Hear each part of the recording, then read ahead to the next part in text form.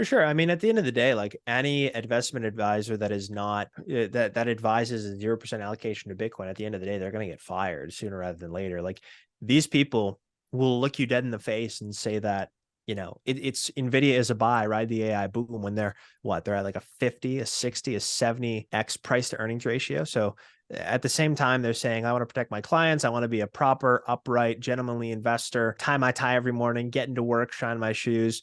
But then they're not offering the best performing asset over the last decade over any time frame. You invest in Bitcoin at any point over the last decade and you're up.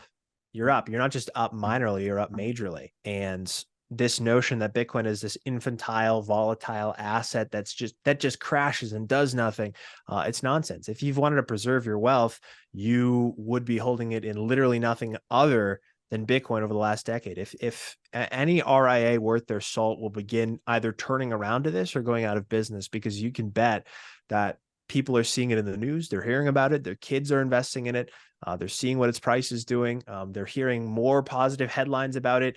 It went from thieves' money to drug dealers' money to only small countries use it.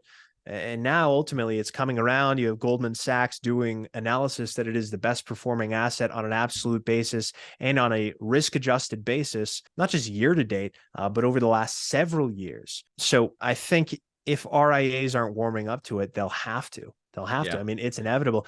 The only other scenario is fiscal austerity, is fiscal and monetary austerity, where we go, wait a second, pump the brakes.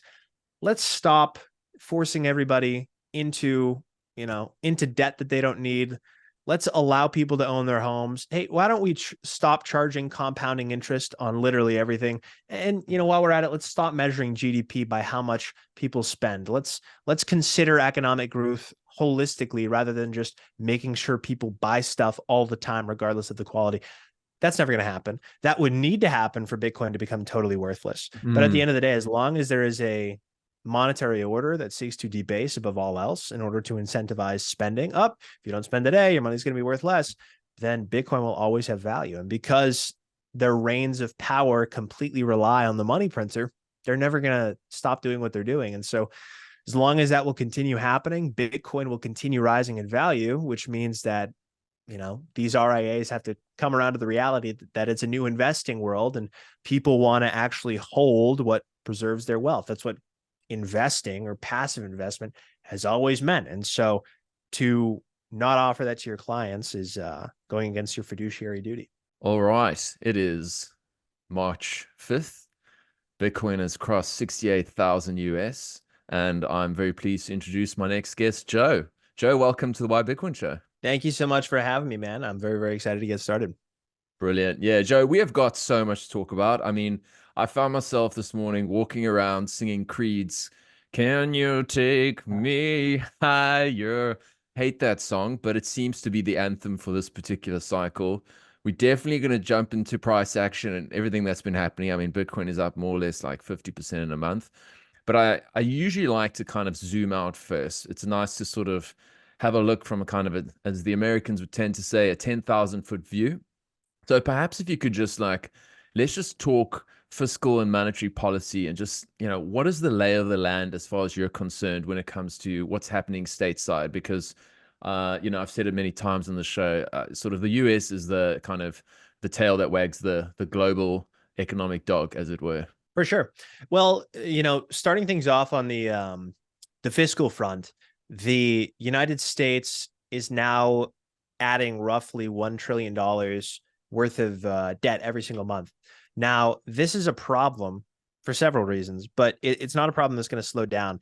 There's too much that goes into the fiscal spending pie in order to actually cut spending. And nobody worth their salt in Congress who wants to get reelected will vote to either cut spending or raise taxes. We have Social Security, we have Medicare, we have military spending. No congressperson or senator would ever try to put forward a measure, a bill, whatever, a proposal to cut spending or to reduce taxes, because that would mean that either your Medicare, your pension, all these things you've been paying for, that gets cut, or you have to pay more, and nobody gets reelected off of that, certainly. And so a return to austerity is not going to happen at all. And so that means the fiscal train is, slowly moving. It continues to derail and move off the tracks. And we're on pace right now where we're adding roughly $1 trillion in debt, like every 90 days. I think I said 30, I meant 90. The debt right now is 34, $35 trillion. I can't even remember. And the interest expense crossed $1 trillion in Q4 for the first time ever. The annual interest expense, Wow. $1 trillion. 2 years ago, it was sub 400 billion, I believe. And so we're really in a point where the Fed, having raised rates to where it is, and this is kind of the monetary side of things, it's causing these interest payments on the United States Treasury's outstanding debt to be so much higher. It has caused this huge balloon from 300 some odd $billion each year, which still is a hugely exorbitant sum of money to be paying in just interest on your debt. But also it's caused it to move from that to over $1 trillion.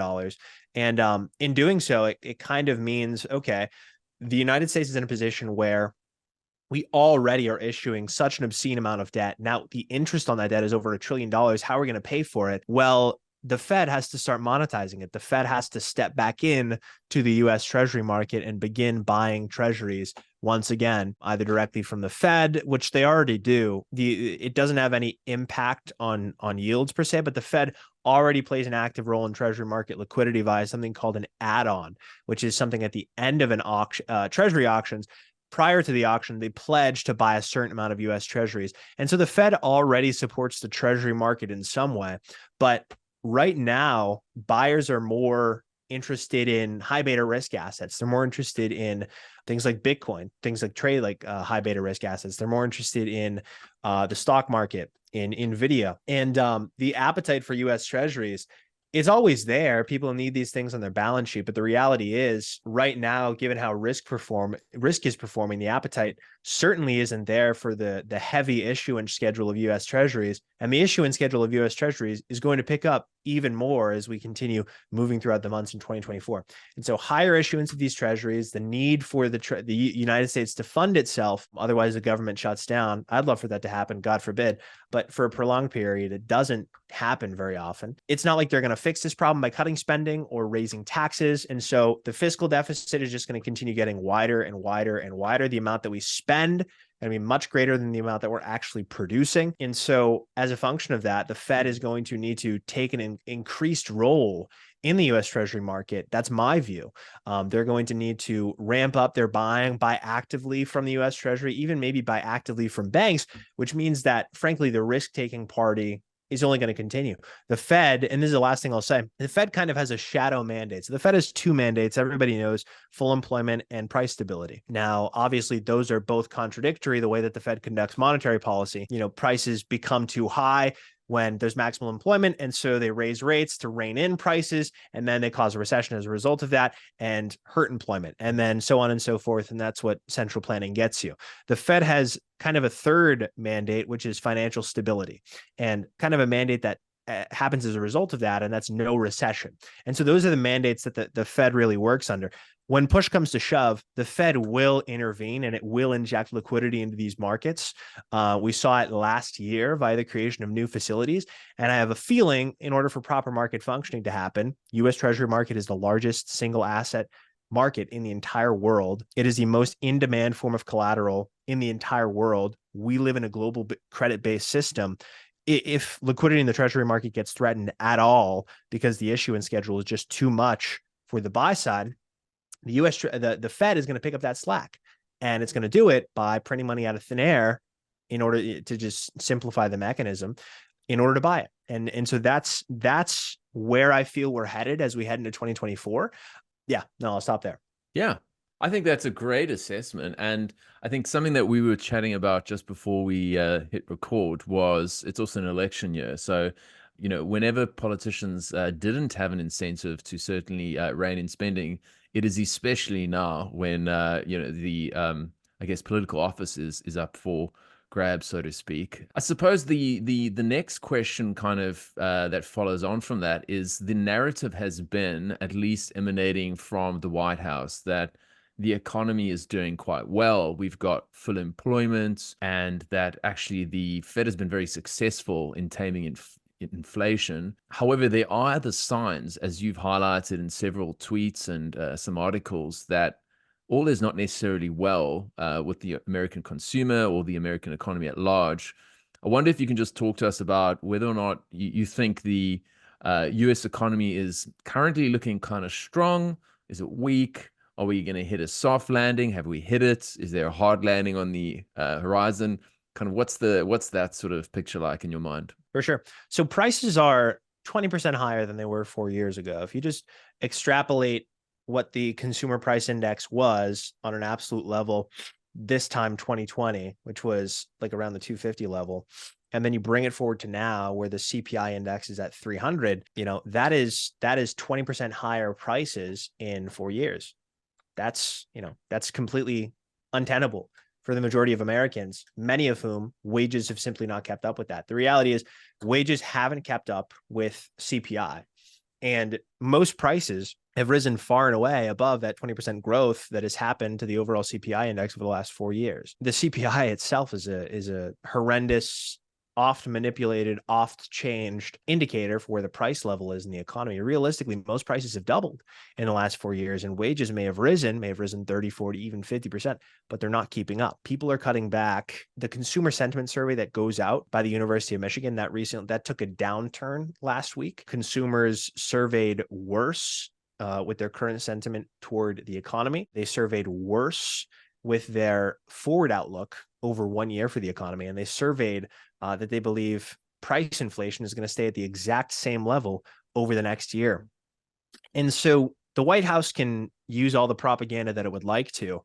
At the end of the day, the stock market is not the real economy, especially when fewer and fewer people each year, because wages are not keeping up with prices, can't afford to fund a 401k. What use does a 5,100 point S&P 500 index matter to a guy that doesn't even have a retirement account? He doesn't own any assets. It doesn't matter to him. If the stock market's booming, it matters to people who own assets. And so ultimately, like, these misnomers, this deliberate conflation between asset prices and the economy is just a huge scrambling effort to garner political points in any way that they can, trying to convince people who are mostly economically illiterate, who aren't really paying attention to everything around them, that if they see a news chyron that says the economy is booming, they'll believe it. Doesn't matter that much to them. Maybe they're middle class, upper middle class, I'd say upper middle class, and these price increases, sure, they hit their wallet, but they certainly don't hit their wallet as badly as somebody who's middle class and below. And so really that's what the White House's whole game is here, is propaganda. That's all they have left. I said this a couple months ago. All they have left is propaganda. And it's never been more true now. Everybody knows that wages aren't keeping up with prices, but regular adjustments to the CPI index to make it seem like prices aren't going up as much as they are, which also feed into the real wage calculation, which make it seem like real wages are actually growing. Real wages, of course, wages adjusted for inflation. Real wages are actually growing in order to convince the layman who might not be actually experiencing this as badly as other people. They believe that the economy is doing extremely well. And then those are also the people who run the news media outlets. They push these exact same headlines. And it couldn't be further from the truth. At the end of the day, the normal man, the majority of America, does not own any assets. It's a fact that their biggest asset they don't even own, which is their home. And for them, this isn't a booming economy. It's not a booming economy at all. Yeah. 100%. I was listening to Spaces yesterday, and there was some commentary on the fact that the Fed and Treasury seem to be so incredibly disconnected from the sort of median person, just normal people. It's just the noise coming out of both sides is just remarkable, and it's kind of gaslighting writ large, as far as I'm concerned, because when I, even here in Australia, when I sort of think, okay, what's happened here, over the last 4 years?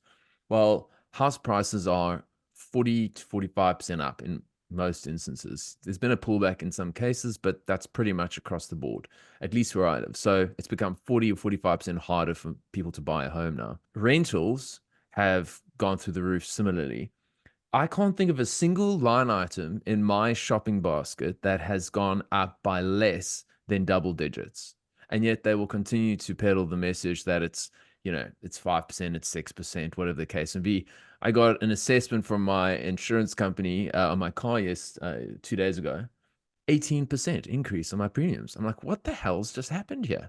And my car's less valuable 12 months later. So what are we doing? So yeah, it's quite unbelievable. But as to your point earlier, there seem to be so few people that are economically literate and who are, I guess, if I were to give them the benefit of the doubt, it is that they've got other things going on in their life.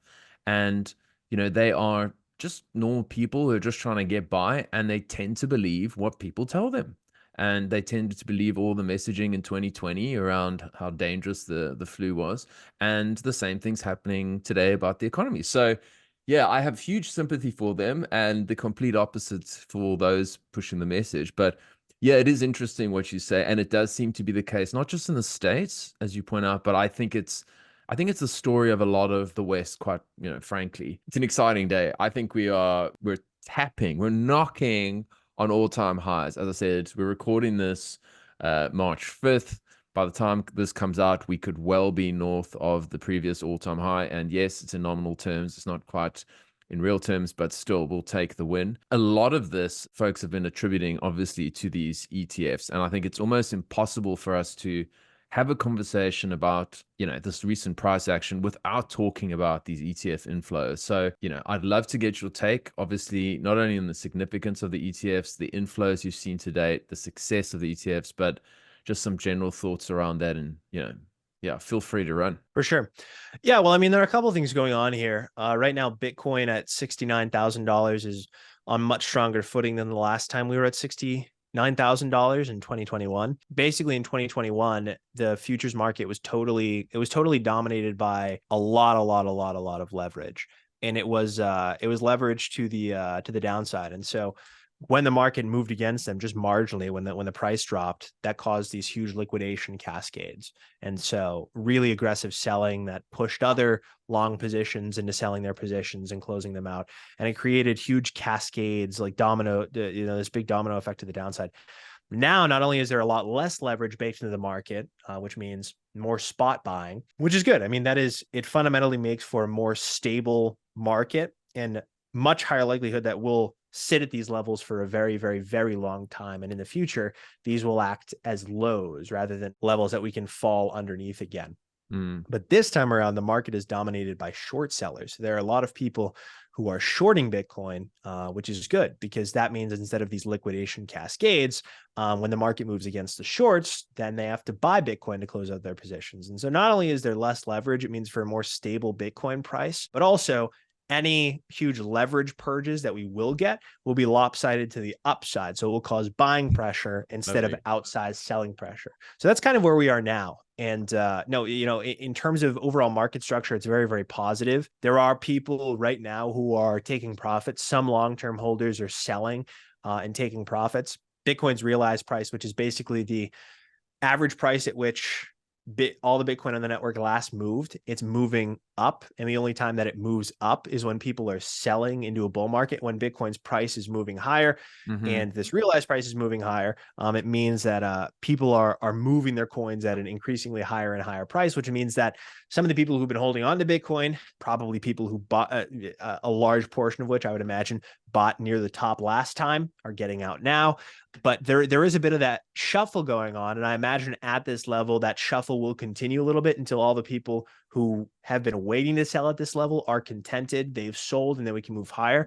But overall, more broadly speaking, I'm much more confident about this market structure from the leverage side of things, the fact that it's dominated mostly by spot buying.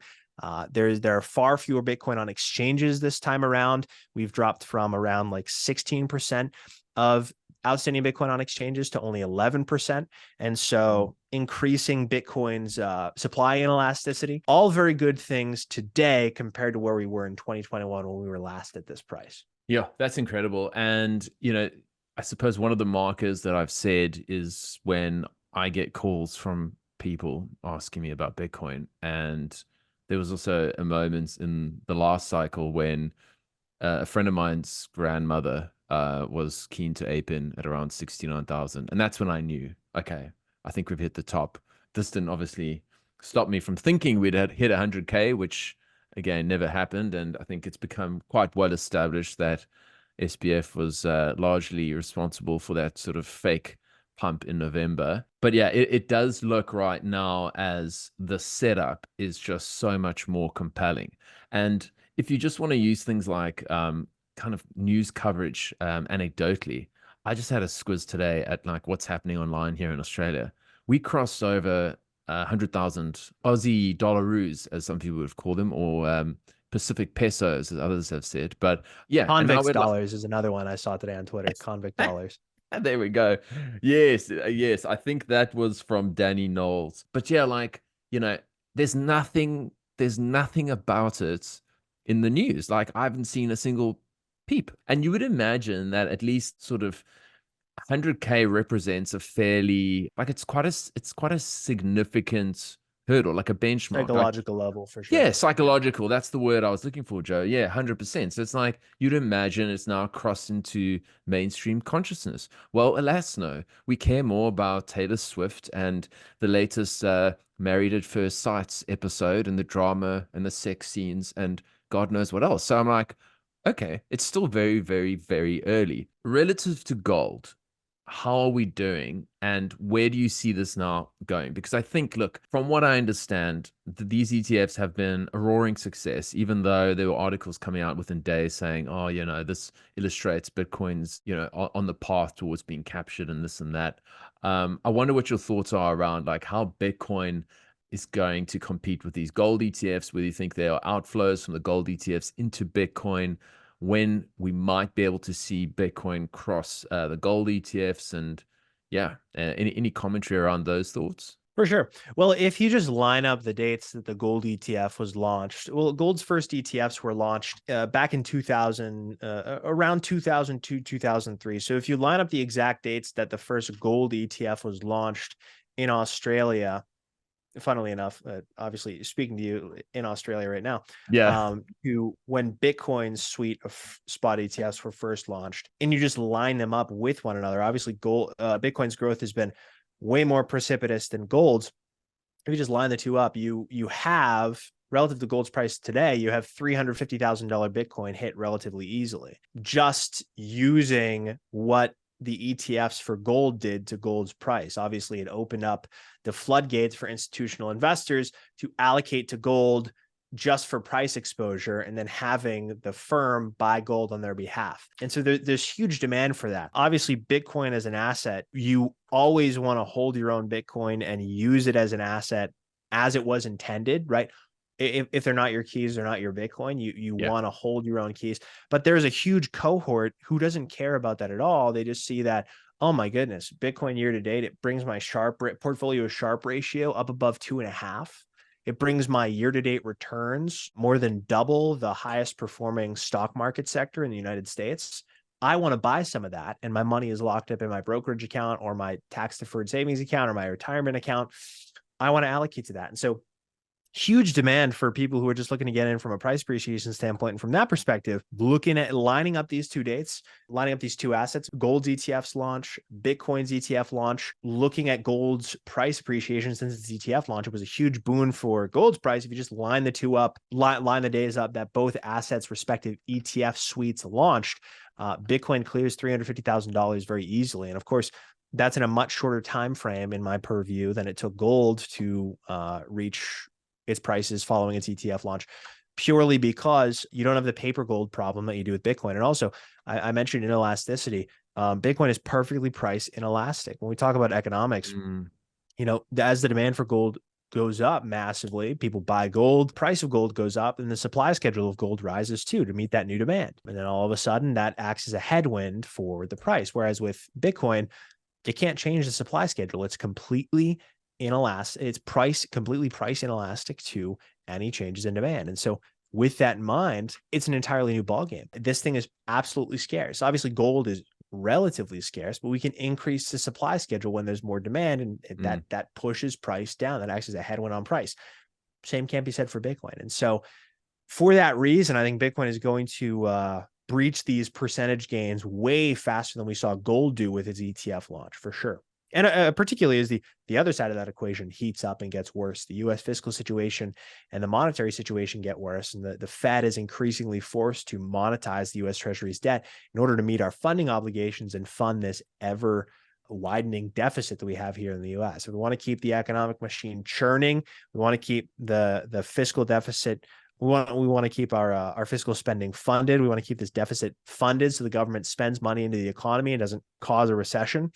And to remain attractive on a world stage, then the Fed is going to have to step in and monetize some of that, which means Bitcoin becomes all the more attractive because money gets printed out of thin air. Bitcoin is the very thing, obviously, apart from asset seizure, Bitcoin is the very thing that was invented to solve this problem that we're currently living through. And that's why you see it exploding so high in price. Yeah. And sort of just touching on that, I mean, one of the things I've been most impressed by is obviously since inception, Bitcoin has operated largely in a very kind of easy money environment characterized by QE. But we have seen Bitcoin perform incredibly strongly in an environment that you would say is characterized by high interest rates. And in some ways, that suggests that it's decoupling from sort of many of the the risk assets and that was the narrative of 2021 that I think people latched onto. They say, yeah, I mean, it's a Tesla on steroids, basically. It's just a sort of high beta tech stock. And now I think what we're starting to see more and more is that it's almost like being seen as risk off, and it's almost like one of the only functioning alarms left in the global economy that is incapable of, I guess, being manipulated. It's sort of it is one of the truth tellers out there. And I know that here we are today, March 5th, and gold is quote unquote ripping. It's 3% up, I believe, and so is silver. So as Larry Lepard has said, perhaps we are starting to begin to see people embracing Gresham's law. In terms of these ETFs flows as well, Joe, I mean, as I understand, we're just kind of knocking on like 50 million under management now across all the ETFs, and I think gold is at 92. So based on this trajectory and the sort of commentary you're providing, I'm sort of, I'm just thinking now that it's not inconceivable that within 2 or 3 months, we'll see that Bitcoin ETFs will have more under management than gold, which is wild to consider, given the fact that gold ETFs have been around, I think, since 2004 or something like that. Yeah, 2003, 2004. It's so let's see here. So collective holdings of gold ETFs fell by well, meanwhile, total AUM lost 2%, arriving at 200. Okay, so 210 billion for all gold ETFs. That's fascinating. I thought it would be way more. Well, I actually have all of it up in front of me. Let me pull up the total AUM of every single Bitcoin ETF combined. Okay, so 50.2 billion.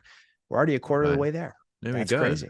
Wow. Right. Okay, so my figures are off, but that makes sense. It's crazy to think. And and Bitcoin is digital gold. It's just but one of the many different narratives. And so I think that's quite fascinating in itself. And just I suppose one of the things that I've thought about, and people have spoken to me about, one of them obviously being Peter Dunworth, I know you had a chat with him recently, was that this money coming into these ETFs, it's different to the money that came into Bitcoin, as you highlighted earlier, characterized by, I think, a lot of kind of leverage, a lot of crypto hedge funds. Peter Dunworth has said this is sticky money in the sense that this money is not going anywhere. Do you subscribe to that notion? Do you reckon that people are going to be sort of, rotating out and collecting profits, rebalancing quarterly or whatever the case may be? Or do you think they'll say this is almost like credit default insurance on, sovereign currencies, and I'm just going to hold? Well, that remains to be seen, because looking at correlations, Bitcoin is still very much considered like a high beta stock index, basically. If you take a look at, the correlation between Bitcoin and the NASDAQ, Bitcoin and the S&P 500, it's extremely close. Bitcoin, of course, the hallmark of Bitcoin is because of its lower liquidity, it has much higher beta, right? So it has much higher sensitivity to overall market moves. But Bitcoin is still not considered a risk-off asset. If we're looking at the monetary properties, of course it is.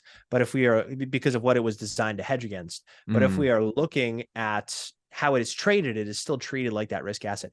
I believe that when times Okay. do get tough, when we start seeing a recession and a more substantial flight to quality, and Mm, in that sense, we're usually talking about people bidding up US treasuries, which hasn't happened because rates are still at, let me pull a couple screens.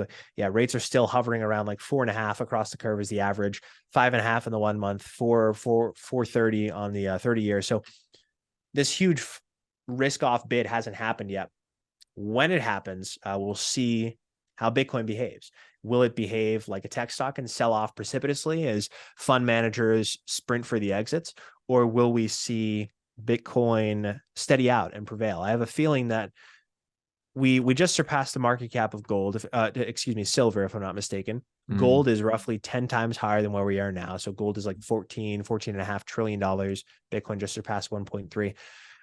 I think as we start surpassing the market cap of things like gold, as it becomes a really, really huge Goliath asset and it stops being really high beta, really high sensitivity, then I think it'll start behaving the way that its monetary properties suggest that it should, which Mm. is this risk off asset, apex quality, buy this thing during bad times.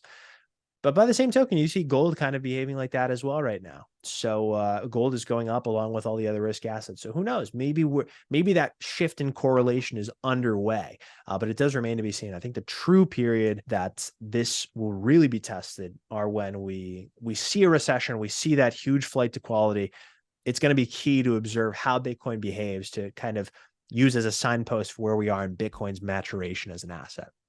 Great point. Yeah, totally. Okay, that makes sense. So there might be some signs of a decoupling, but for the most part, TLDR in your perspective, it's pretty Yes. much still like highly correlated with other higher risk things like, stock indices and things like that. And that's where a lot of people appear to be parking their wealth, at least for the time being. It is interesting because you would imagine that gold performs well in certain environments relative to stocks.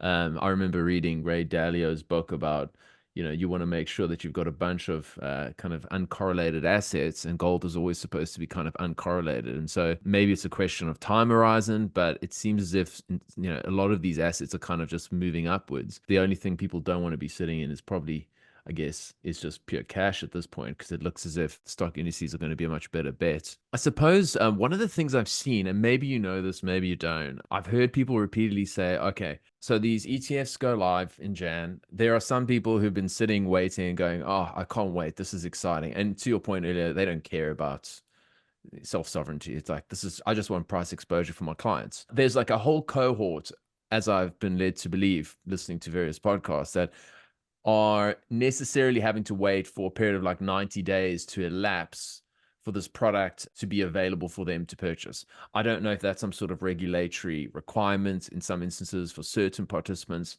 I don't know if you've got any insight on that particular point. I know that's the case for Merrill Lynch, I think. I believe they're waiting for that window to pass, but apart from, the really tertiary knowledge, I don't know too much about that. Okay. Yeah. But the They reality were. is that a lot of people do not have access to the ETFs yet. That is a huge reality. A lot of these people, like you said, there is some kind of window that they need to wait for it to pass in order to begin offering it to their clients. And as the days go by and they see Bitcoin's continued outperformance, you can bet that demand that is there is already ramping up for sure. But again, apart from the tertiary knowledge, I'm not too sure. But you can Yeah. expect it to be a huge boon to Bitcoin's price, of course. Totally, totally. And I think what's happened in the last week in particular with Vanguard CEO stepping down is particularly interesting. We can speculate as to what the reasons might be, but Vanguard were of course very clear about the fact that they're not going to be enabling their clients to, buy any of these Bitcoin ETFs, even though, as far as I understand, they have a bunch of like strange leveraged ETFs that are out there. And so it's like going, well, how are you protecting your clients? But anyway, that is something that kind of remains to be seen. What are your insights when it comes to the RIAs, these sort of registered investment advisors, and their appetite for getting involved? Do you think they've arrived? What's your general feel for, I guess, that cohort? For sure. I mean, at the end of the day, like any investment advisor that is not that advises a 0% allocation to Bitcoin, at the end of the day, they're going to get fired sooner rather than later. Like these people will look you dead in the face and say that, it's Nvidia is a buy, right? The AI boom when they're at like a 50, a 60, a 70x price to earnings ratio. So at the same time, they're saying, I want to protect my clients. I want to be a proper, upright, gentlemanly investor, tie my tie every morning, get into work, shine my shoes. But then they're not offering the best performing asset over the last decade over any time frame. You invest in Bitcoin at any point over the last decade and you're up.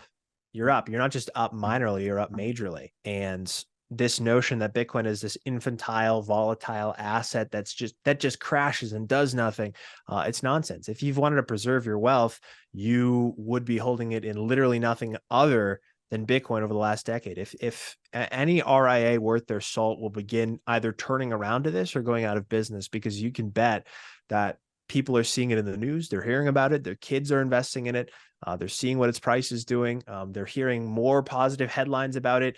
It went from thieves' money to drug dealers' money to only small countries use it. And now ultimately it's coming around. You have Goldman Sachs doing analysis that it is the best performing asset on an absolute basis and on a risk adjusted basis, not just year to date, but over the last several years. So I think if RIAs aren't warming up to it, they'll have to. They'll have to. I mean, it's inevitable. The only other scenario is fiscal austerity, is fiscal and monetary austerity, where we go, wait a second, pump the brakes. Let's stop forcing everybody into debt that they don't need. Let's allow people to own their homes. Hey, why don't we stop charging compounding interest on literally everything? And while we're at it, let's stop measuring GDP by how much people spend. Let's consider economic growth holistically rather than just making sure people buy stuff all the time, regardless of the quality.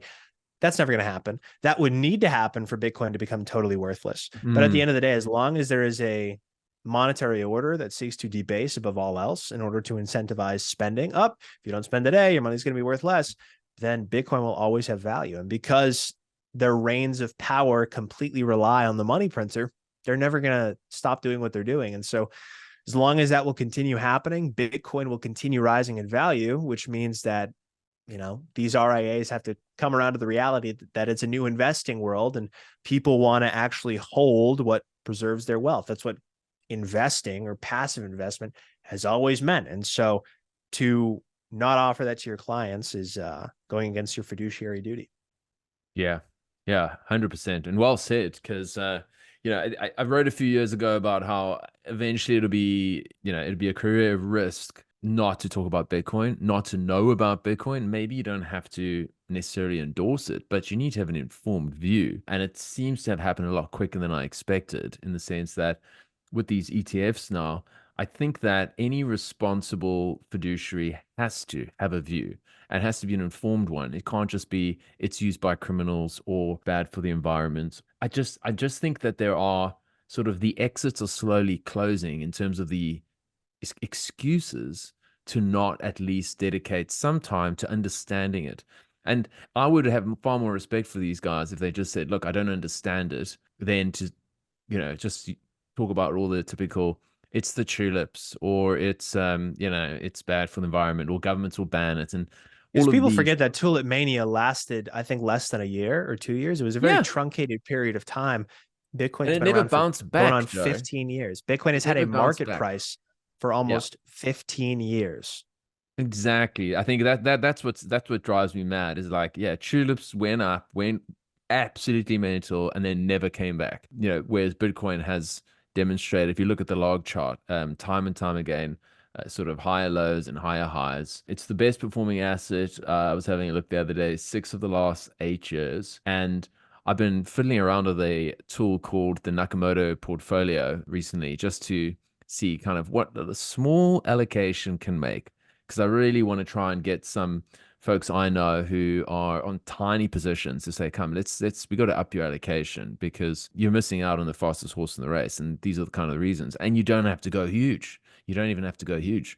A 5 or 10% allocation can have a massive impact on your overall returns, and on a risk adjusted basis, to your point earlier. So yeah, it's going to be interesting. And the last thing I'll say is that so many people who are, I guess, even retail folks who are naysayers or doubters today, will inevitably hold Bitcoin in their pension funds or superannuation funds, as we call them here in Australia, they're just not going to know it. They're going to hold them indirectly. Like, Franklin Templeton have a product. I believe it's one of their balanced products where they'll have a tiny allocation to Bitcoin, like say 1 or 2% within a whole basket of other things. So you'll own some Bitcoin. You just won't have a clue about it. And that's just going to be the way the world works. And yeah, I guess those that sort of resist are going to become increasingly less relevant, as are potentially these active asset managers who've been charging, 1 or 1.5 points for perhaps not even outperforming the S&P, let alone something like Bitcoin.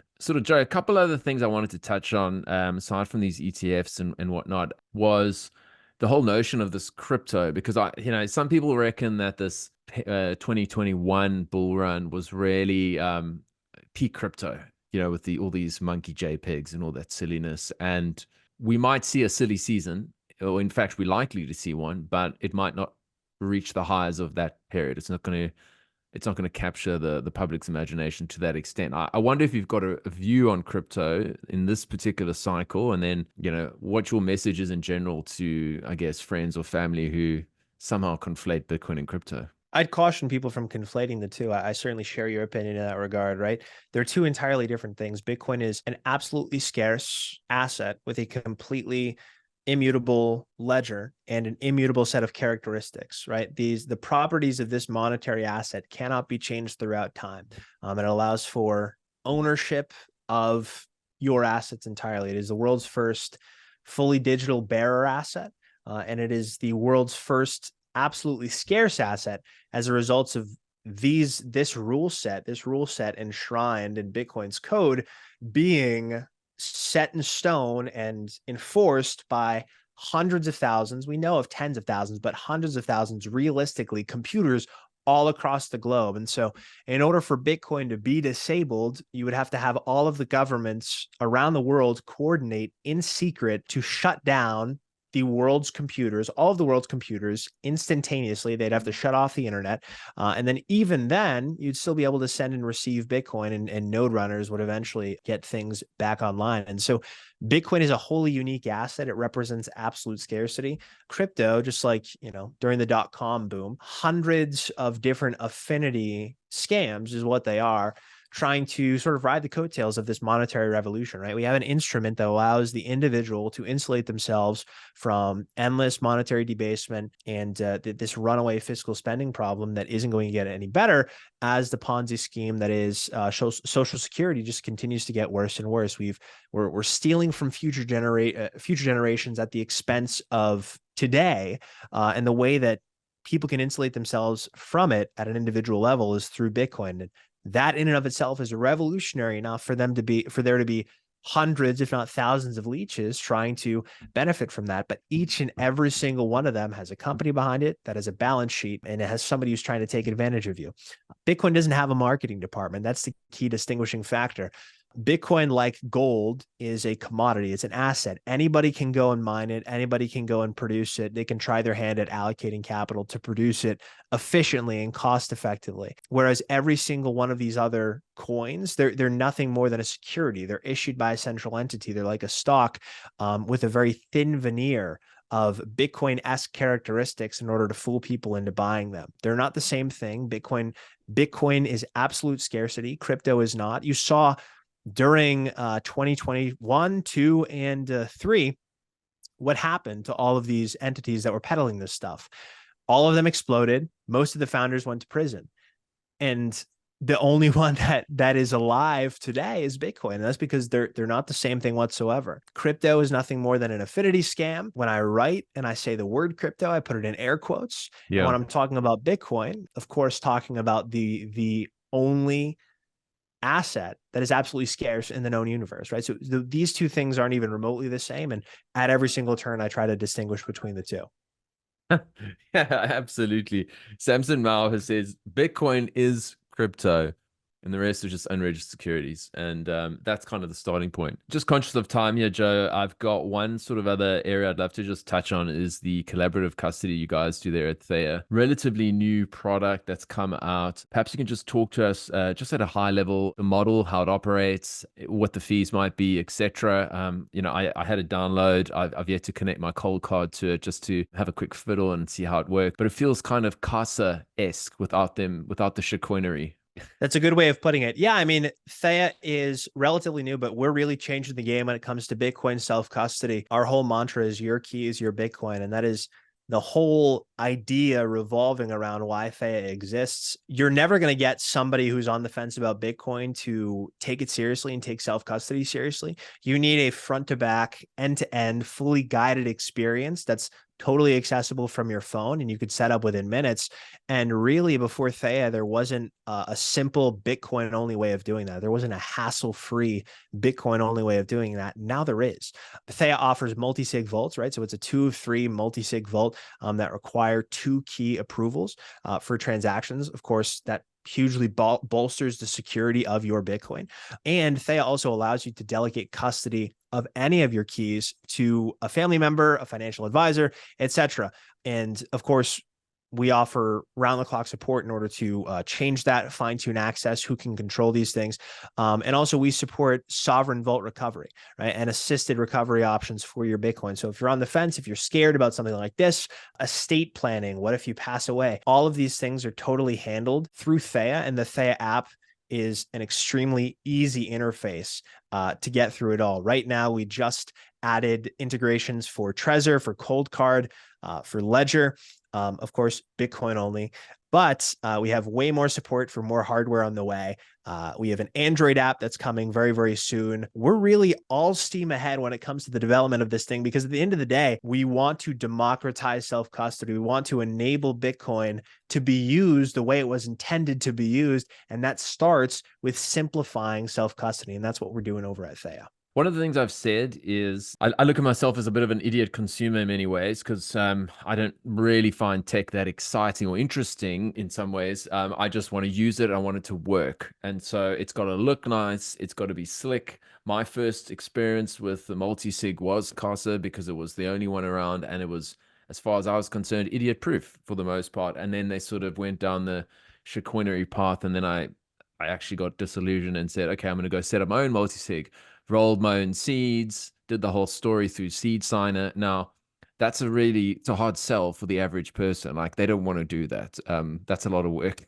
And exactly. Well, the reason Apple succeeded is not because it's the most functional machine. It's one of the least functional machines. It's because it's pretty, it works. The UI above all else, the user interface, the experience matters above all else. That's what we're trying to bring to Bitcoin. And there are a few other companies I love for the same reason. Foundation, they're excellent when it comes to their hardware wallet. I love my Cold Card, but I'm never going to give that to grandma under her Christmas tree and she'll know how to use it. And the same way you can give grandma a foundation and it looks like a phone, she knows how to use it, you can hand Theya. I won't say you could hand the Theya app to a baby and they'll know what to do, but one step above a baby, you could hand it to a toddler. The importance of Bitcoin and bringing Bitcoin into the 21st century such that BlackRock isn't the sole entity that owns all of your Bitcoin through this ETF vehicle is making sure that means exist for people to use Bitcoin the way it was intended to be used without jumping through hoops. Because it's very easy, just like you said, to lose people's attention, for people to become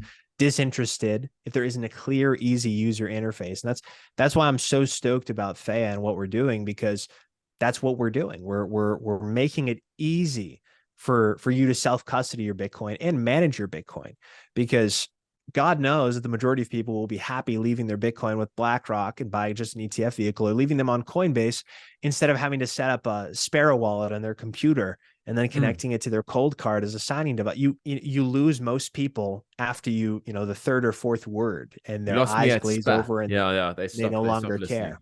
Yeah, you're so right. You're so right. And the funny thing is, all the people who I'm an advisor to with regards to custody, I've just kept on ushering them along the journey that I've ushered them, and the glazed looks and the challenges they experience, because it's just like, it all comes down to the UI, the UX, and it's just idiot proof. And the reality is a lot of these people are also not putting their entire life savings into it, so it doesn't have to be sort of air gapped, roll your own seeds, everything like that. It's like this is a small slice of what they have, and it's just got to be as secure and easy to use as possible. So yeah, stoked to see that you guys have. I saw actually that when that was released a little while ago, and look forward to seeing the product evolve. Joe, you've been very generous with the time. Really appreciate your insights, man. Yeah, and it's an awesome day in Bitcoin, knocking on all-time high. And yeah, did you want to give the audience a handoff to where they could find you and the work that you do? For sure. Yeah. Thanks for having me on, man. This was an awesome conversation. Love to be back sometime. You could find me on X at Joe Consorti, JoeConsorti. And you could also find my work over at the Bitcoin Layer, which is a publication I run with Nick Bhatia, the author of Layered Money and professor of Bitcoin and fixed income over at the University of Southern California. You can just search on Google, the Bitcoin Layer, Layer. And you can also find my more recent work. I've started doing some work on markets research over with the team at Theya, like we just discussed. And you could search on Google, Theya Bitcoin, or go to @Theya.us on that's the website. So type in Theya.us, check it out, and also download it for free on the App Store. Take a look. I think you will really love it. And if you've been on the fence about self-custody, not selling anything to you that I don't use or I don't advocate for, because this is a cool app. You should check it out. Awesome. Yeah, I had a look, and so far so good. Just got to connect the old cold card, but it was idiot proof thus far. Awesome, Joe. Awesome chatting to you, and we'll certainly look forward to chatting to you again. Let's do this once Bitcoin crosses over 100K. Let's say that. Let's do it. All right, sweet, man. Awesome. Have a good one. Thanks a lot.